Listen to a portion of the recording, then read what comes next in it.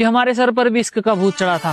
और क्या बताऊं यारो, हमारा भी इश्क से पाला पड़ा था। एक लड़की थी मेरे घर के सामने जो मुझे अच्छी लगने लगती है, और ये उम्र ही कुछ ऐसी थी जो हम दोनों को प्यार करने पर मजबूर कर देती है।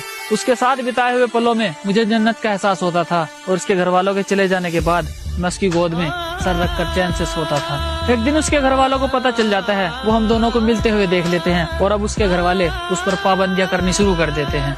अब हम दोनों को एक दूसरे की आदत सी हो जाती है, और मैं तो पहले ही पागल था, अब वो भी मेरे प्यार में पागल सी हो जाती है।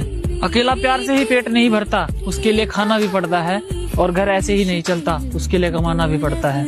अब घर वालों की जिम्मेदारी और उसके प्यार का बोझ उठाकर मैं कमाने निकल जाता हूँ।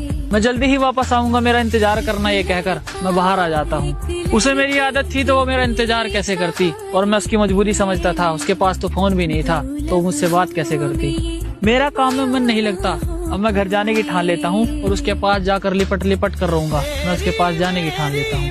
घर आते ही छत पर चढ़ जाता हूँ, और वो मुझे नजर आती है। उसके हाव भाव कुछ ठीक नहीं थे, वो मुझे थोड़ी बदली बदली सी नजर आती है। जहाँ कभी मैं हुआ करता था, अब मेरी जगह कोई और आ जाता है, और जो कभी मुझसे प्यार किया करती थी, अब उसे किसी और से प्यार हो जाता है। जिसके साथ दिन रात मुलाकात हुआ करती थी, वो अब मुझे याद तक नहीं करती, और मैं उसके सामने हाथ जोड़ जोड़ कर रोता हूँ, और वो बेवफा मुझसे बात तक नहीं करती।